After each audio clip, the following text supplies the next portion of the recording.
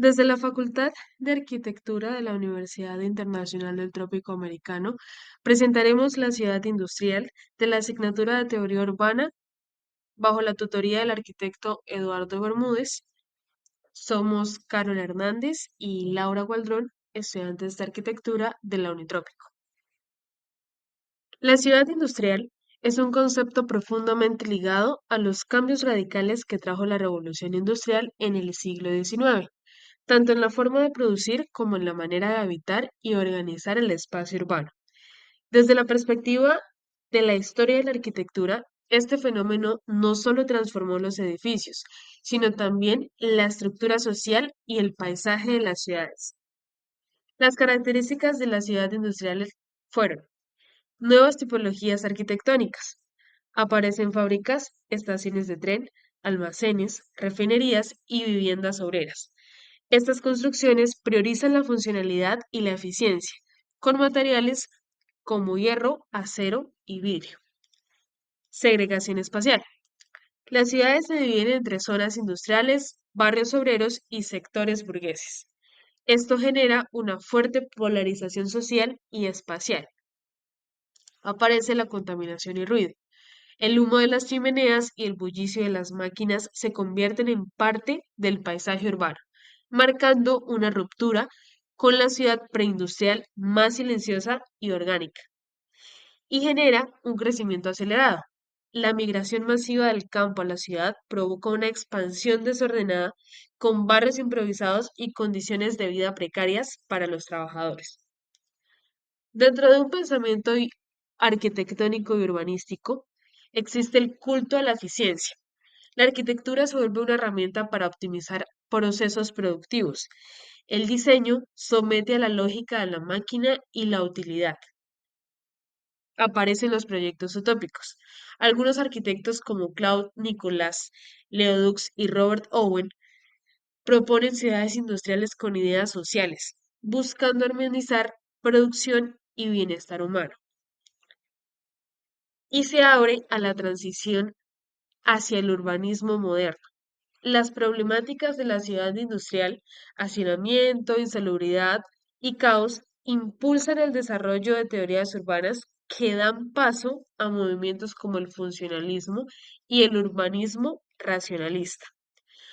Algunos de los ejemplos más emblemáticos que podemos encontrar son el New Lanark en Escocia, fundado por Robert Owen, que combina fábricas textiles con viviendas y servicios para los obreros bajo una visión socialista utópica.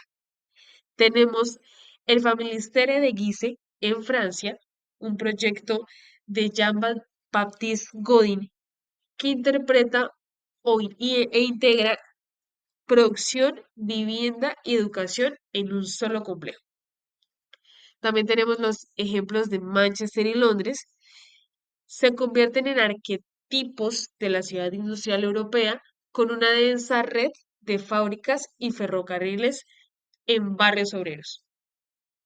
Este periodo marca el inicio de una arquitectura que ya no busca solamente la belleza o la monumentalidad, sino que responde a las exigencias de una nueva era, la era de la máquina, que es mucho más que una etapa histórica. Es un cambio de paradigma en cómo la humanidad se relaciona con el tiempo, el trabajo, el cuerpo y la materia. Se extiende aproximadamente desde finales del siglo XIX hasta mediados del siglo XX, abarcando la Segunda Revolución Industrial y culminando con la Segunda Guerra Mundial. El dominio de lo mecánico. Las máquinas dejaron de ser herramientas aisladas y se convirtieron en el centro de la vida cotidiana, desde locomotoras hasta electrodomésticos, y todo giraba en torno a la eficiencia y la producción. Y de allí se genera una producción en masa. Las líneas de ensamblaje, como las de Ford, transformaron la manufactura en un proceso continuo, estandarizado y veloz. Y por ende, se extiende hasta una arquitectura funcionalista, en el que el diseño dejó de ser decorativo para volverse completamente racional. Y dentro de las obras representativas de la arquitectura como símbolo del progreso, tenemos el Palacio de Cristal, que no solo fue un edificio, fue una declaración de poder, ingenio y modernidad.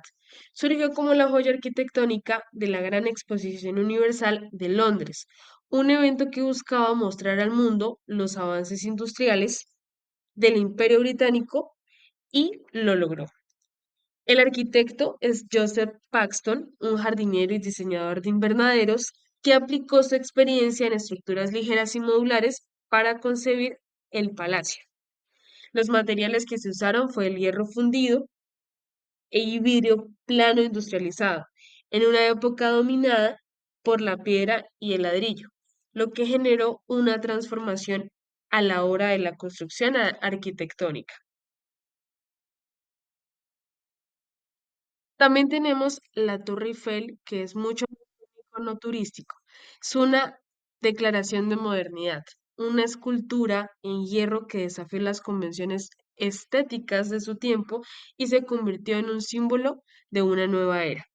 La fecha de inauguración fue el 31 de marzo de 1889, como pieza central de la Exposición Universal que celebraba el centenario de la Revolución Francesa.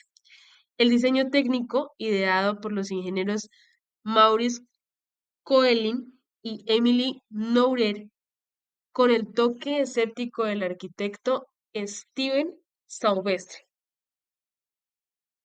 Y por supuesto, el fundador Gustavo Eiffel, que financió y dirigió la construcción. La duración de la obra se tomaron 2 años, 2 meses y 5 días, que fue una hazaña en esa época. Y por último encontramos la Galería de las Máquinas de 1889, que fue una obra monumental que marcó un hito en la historia de la arquitectura y la ingeniería, construida para la Exposición Universal de París, la misma que vio nacer a la Torre Eiffel. Esta estructura fue una celebración del proceso y el progreso industrial y técnico de finales del siglo XIX. Los diseñadores fueron el arquitecto Ferdinand Duttert y el ingeniero Víctor Contamin, que fueron los responsables del proyecto. La ubicación se levantó en el Campo de Marte frente a la École Militaire en París.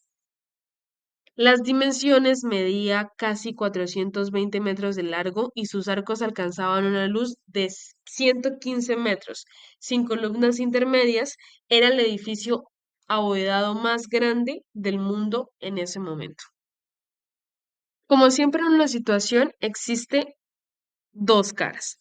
Y la otra cara del progreso, del supuesto progreso arquitectónico, fueron las condiciones laborales extremas a las que se tuvo que someter la población obrera, el hacinamiento urbano, las críticas que existían en ese momento y los primeros movimientos de una reforma urbana.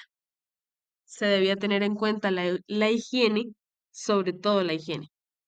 Por supuesto que existe un legado y una reflexión de lo que nos dejó la ciudad industrial, una consolidación de la arquitectura funcional y técnica, una base para el urbanismo moderno y la planificación racional, una inspiración para movimientos como el socialismo utópico del urbanismo higienista y un debate sobre el equilibrio entre progreso técnico y bienestar humano. La arquitectura como testigo del cambio. La ciudad industrial fue el laboratorio donde se ensayó el futuro urbano. Sus estructuras, aunque duras, nos hablan de una época que transformó el mundo.